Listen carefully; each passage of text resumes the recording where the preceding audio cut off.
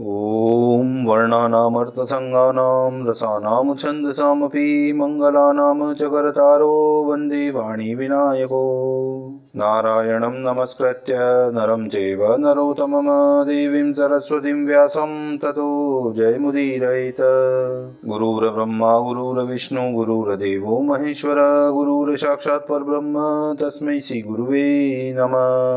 अखण्डमण्डलाकारं व्याप्तं येन चराचरं तत्पददर्शितं येन तस्मै श्रीगुरुवे नमः।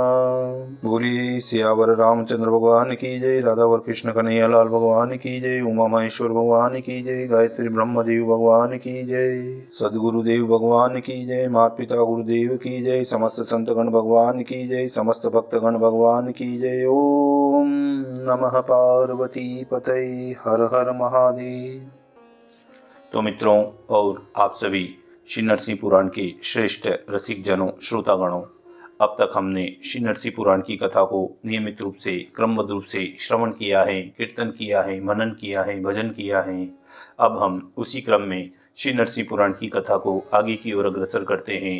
आप सभी श्रेष्ठ श्रोतागण रसिक जन भगवान श्री राधा वल्लभ कृष्ण कन्हैया लाल के, भगवान श्री उमा महेश्वर के, भगवान श्री सिया राम जी के, भगवान श्री नरसिंह भगवान के श्री चरणों में दृढ़ भक्ति रखते हुए कथा का श्रवण करें, कीर्तन करें, मनन करें, भजन करें।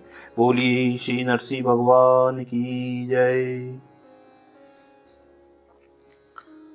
51वें अध्याय में श्री मार्कंडेय जी कहते हैं कि हनुमान जी ने रावण द्वारा हरी गई श्री सीता जी की खोज करने के लिए तथा उनके स्थान का पता लगाने के लिए चारणों के मार्ग आकाश से जाने की इच्छा की।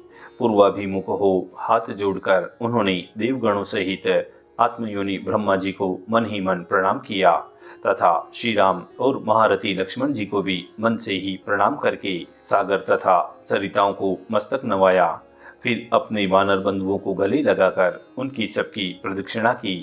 तब अन्य सब वानरों ने यह आशीर्वाद दिया कि हे वीर, तुम सकुशल लौट आने के लिए पवित्र वायु से सेवित मार्ग पर बिना विघ्न बाधा के जाओ।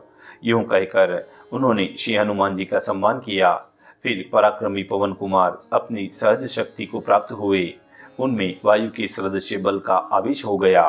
दूर तक के मार्ग का अवलोकन करते हुए उन्होंने ऊपर दृष्टि डाली। अपने आप में षड्विधि ऐश्वर्य की पूर्णता का सा अनुभव करते हुए वे महाबली हनुमान जी महेंद्र पर्वत को पैरों से दबाकर उसके शिखर से आकाश की ओर उछले। बुद्धिमान वायुपुत्र हनुमान जी श्री रामचंद्र जी के कार्य साधने में तत्पर होकर जब अपने पिता वायु के मार्ग से चले जा रहे थे, उस समय उनको थोड़ी देर तक विश्राम देने के लिए समुद्र द्वारा प्रेरित होकर मेनाक पर्वत पानी से बाहर ऊपर की ओर उठ गया। उसे देखकर उन्होंने वहां थोड़ा सा रुककर उसे आदरपूर्वक बातचीत की और फिर उसे अपने वेग से दबाकर उछलते हुए वे दूर चले गए। मार्ग में सिंह के नाम की राक्षसी थी। उसने जल में मुंह फैला रखा था। महाकपि हनुमान जी उसके मुंह में जा पड़े। मुंह में पड़ते ही वेग पूर्वक उसके भीतर घुसकर पुनः वे हनुमान जी बाहर निकल आए। इस प्रकार सिंहिका के मुख से निकलकर प्रतापी पवन कुमार उस समुद्र प्रदेश को लांघते हुए त्रिकुट पर्वत के सुरमय शिखर पर एवं महान वृक्ष के ऊपर जा उतरे। उसी उत्तम पर्वत पर दिन बिताते हनुमान जी ने वहां सायंकाल की संध्योपासना की। फिर रात में धीरे धीरे वे लंका की ओर चले। मार्ग में मिली हुई लंका नाम की नगर देवता को जीतकर उन्होंने नाना रत्नों के संपन्न और अनेक प्रकार के आश्चर्यों से युक्त लंकापुरी में प्रवेश किया। तदंतर जब सब राक्षस गहरी नींद में सो गए, तब नीतिज्ञ हनुमान जी ने रावण के समृद्धिशाली भवन में प्रवेश किया। वहां रावण एक बहुत बड़े पलंग पर सो रहा था। हनुमान जी ने देखा, सांस छोड़ने वाले 20 भयंकर नासिका छिद्रों से युक्त उसके 10 मुखों में बड़ी भयानक दाढ़ी थी। नाना प्रकार के आभूषणों से विभूषित रावण हजारों स्त्रियों के साथ वहां सोया हुआ था। किंतु रावण के उस सुंदर भवन में सीता जी कहीं भी नहीं दिखाई दी। वह राक्षस राज अपने घर के भीतर गाढ़ी नींद में सो रहा था। सीता जी का दर्शन न होने से वायुनंदन हनुमान जी बहुत दुखी हुए। फिर संपाति के कथन को याद करके वे अशोक वाटिका में आए, जो विविध प्रकार के पुष्पों और फलों से सुशोभित और अत्यंत सुगंधित मलयज चंदन से व्याप्त थी। वाटिका में प्रवेश करके श्री हनुमान जी ने अशोक वृक्ष के नीचे बैठी हुई जनक नंदिनी श्री राम जी की पत्नी श्री सीता जी को देखा, जो राक्षसियों से सुरक्षित थी। वह अशोक वृक्ष सुंदर मृदुल पल्लवों से विलसित और पुष्पों से सुशोभित था। कपिवर हनुमान जी उस वृक्ष पर चढ़ गए और ये ही सीता हैं, यह सोचते हुए वहीं बैठ गए। सीता जी का दर्शन करके वे पवन कुमार जो ही वृक्ष के शिखर पर बैठे, त्यों ही रावण बहुत सी स्त्रियों से घिरा हुआ वहां आ गया। आकर उसने श्री सीता जी से कहा कि हे प्रिय, मैं काम पीड़ित हूँ, मुझे स्वीकार करो। हे वैदेही, अब श्रृंगार धारण करो और श्री राम की ओर से मन हटा लो। इस प्रकार कहते हुए रावण ने भयवश कांपती हुई सीता जी के बीच में तिनके की ओट रखकर धीरे धीरे कहती हैं कि पर स्त्री से भी, हे दुष्ट रावण, तू यहाँ से चला जा, मैं शाप देती हूँ। भगवान श्री राम के बाण शीघ्र ही रणभूमि में तुम्हारा रक्त पिएंगे। श्री सीता जी का यह उत्तर और फटकार पाकर राक्षस राज रावण ने राक्षसियों से कहा, तुम लोग इस मानव कन्या को 2 महीने के भीतर समझाकर मेरे वशीभूत कर दो। यदि इतने दिनों तक इसका मन मेरी ओर न झुके तो इस मानुषी को तुम खा डालना। यूं कहकर दुष्ट रावण अपने महल में चला गया। तब रावण के डर से डरी हुई सभी राक्षसियों ने जनक नंदिनी सीता जी से कहा, हे कल्याणी, रावण बहुत धनी है, इसे स्वीकार कर लो और सुख से रहो। राक्षसियों के यूं कहने पर श्री सीता जी ने उनसे कहा, महापराक्रमी भगवान श्री राम युद्ध में रावण को उसके सेवक गण सहित मारकर मुझे ले जाएंगे।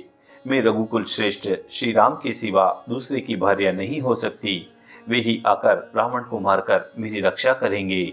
श्री सीता जी की यह बात सुनकर राक्षसियों ने उन्हें भय दिखाते हुए कहा, अरे इसे मार डालो, खा जाओ।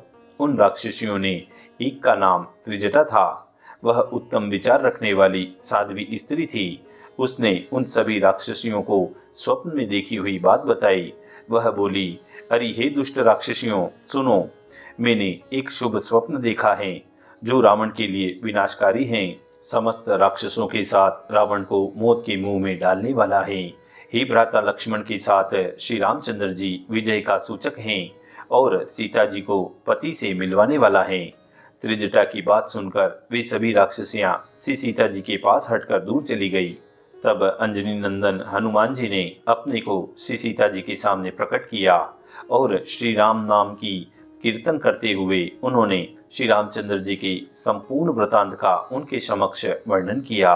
इस प्रकार श्री सीता जी के मन में विश्वास उत्पन्न करके उन्हें श्री रामचंद्र जी की अंगूठी दी। फिर उनसे श्री राम और लक्ष्मण के शरीर के लक्षण बताए और कहा कि हे सुमुखी, हे सीता जी, वानरों के राजा सुग्रीव बहुत बड़ी सेना के स्वामी हैं।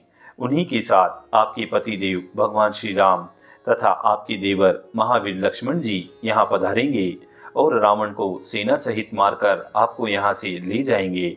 हनुमान जी के यह कहने पर श्री सीता जी का उन पर विश्वास हो गया। वे बोली, हे वीर, तुम किस तरह महासागर को पार करके यहाँ चले आओगे? उनका यह वचन सुनकर श्री हनुमान जी ने पुनः उनसे कहा कि हे वरानने, मैं इस समुद्र को उसी प्रकार लांग गया जैसे कोई घो के खुर से बने हुए गड्ढे को लांग जाता है। जो राम राम का जप करता है उसके लिए समुद्र घो के खुर के चीह के समान ही हो जाता है। हे शुभानने वेदेही, आप दुख मग्ना दिखाई देती हैं, अब धैर्य धारण कीजिए। मैं आपसे सत्य सत्य कह रहा हूँ, आप बहुत शीघ्र श्री राम जी का दर्शन करेंगी। इस प्रकार दुख में डूबी हुई पतिव्रता जनक नंदिनी श्री सीता जी को आश्वासन देकर उनसे पहचान के लिए चूड़ामणि पाकर और श्री राम के प्रभाव से काक रूपी जयंत के पराभव की कथा सुनाकर वहां से वे चल देने का विचार करके हनुमान जी ने श्री सीता जी को नमस्कार करने के पश्चात प्रस्थान किया। तत्पश्चात कुछ सोचकर पराक्रमी हनुमान जी ने रावण के उस संपूर्ण क्रीड़ावन अशोक वाटिका को नष्ट भ्रष्ट कर डाला और वन के द्वार पर स्थित होकर उच्च स्वर से सिंहनाद करते हुए बोले, भगवान श्री रामचंद्र जी की जय हो। फिर तो युद्ध के लिए सामने आए हुए अनेक राक्षसों को मारकर सेना और सेनापतियों का संहार किया। इसके बाद रावण के सेनापति अक्ष कुमार को अश्व तथा सारथी सहित यमलोक पहुंचा दिया। इस पर रावण पुत्र इंद्रजीत ने वर के प्रभाव से उन्हें बंदी बना लिया। इसके बाद वे रावण के सन्मुख उपस्थित किए गए। वहां से छूटकर उन्होंने श्री राम, लक्ष्मण और महाबली सुग्रीव के यश का कीर्तन करते हुए संपूर्ण लंकापुरी को जलाकर भस्म कर दिया। तदंतर दुष्टात्मा रावण को डांट बताकर पुनः श्री सीता जी से वार्तालाप की। फिर पराक्रमी हनुमान जी समुद्र के इस पार आकर अपने वानर बंधुओं से मिले और श्री सीता जी के दर्शन का समाचार सुनाकर सबसे सम्मानित हुए। तत्पश्चात हनुमान जी सभी वानरों के साथ मधुवन में आए। उसके रखवालों को मारकर उन्होंने वहां सब साथियों को मधुपान कराया और स्वयं भी पिया। इस कार्य में बाधा देने वाले दधिमुख नाम के वानरों को सबने धरती पर दे मारा। इसके बाद हनुमान जी सब वानरों के साथ आनंदित होकर आकाश में उछलते हुए श्री राम और लक्ष्मण जी के निकट जा पहुंचे। वहां उन दोनों के चरणों में प्रणाम करके विशेषतः सुग्रीव जी को मस्तक झुकाकर उन्होंने समुद्र लागने से लेकर सारा समाचार अधोपांत सुनाया और यह भी कहा कि मैंने अशोक वाटिका के भीतर सीता देवी का दर्शन किया है। उन्हें राक्षसियां घेरी हुई हैं और वे बहुत दुखी होकर निरंतर आपका ही स्मरण कर रही थी। उनके मुख पर आंसुओं की धारा बह रही थी और वे बड़ी दीन अवस्था में थी। हे रघुनंदन, आपकी धर्मपत्नी सुमुखी श्री सीता जी वहां भी शील और सदाचार से संपन्न हैं। मैंने सब जगह ढूंढते हुए पतिव्रता जानकी जी को अशोक वन में पाया, उनसे वार्तालाप की और उन्होंने भी मेरा विश्वास किया।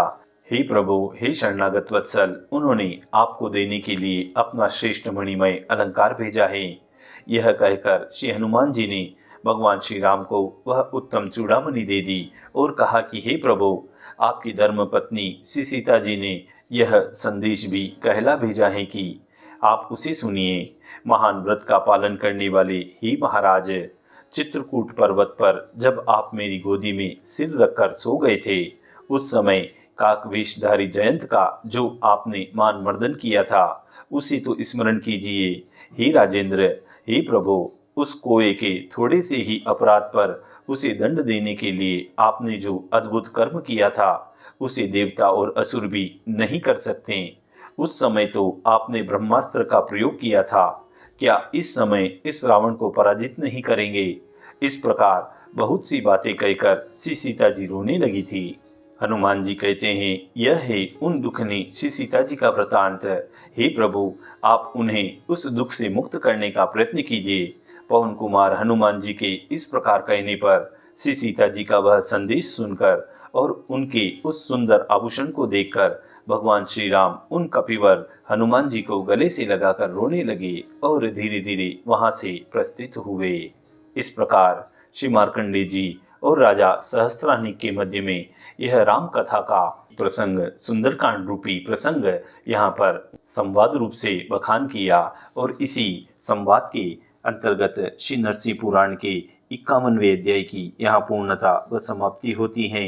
इति श्री नरसिंह पुराणे राम प्रादुर्भावे 150तमो अध्याय पूर्णः।